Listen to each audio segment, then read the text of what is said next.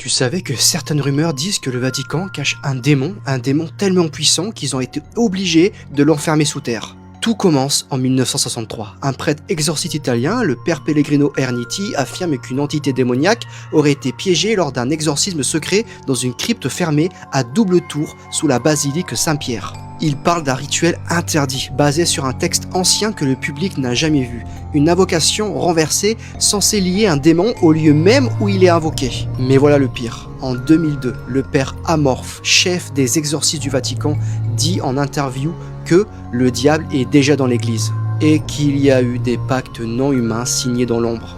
Certains gardes suisses auraient entendu des cris sous le sol du Vatican, venus d'une aile fermée depuis les années 60.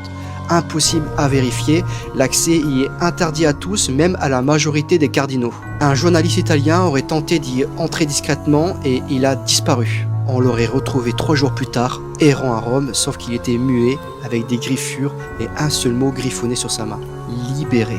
Et si le Vatican ne protégeait pas seulement la foi, mais le monde entier d'une entité qu'on n'aurait jamais dû réveiller? Sauvegarde cette vidéo si tu veux la partie 2 avec les autres rituels cachés du Vatican.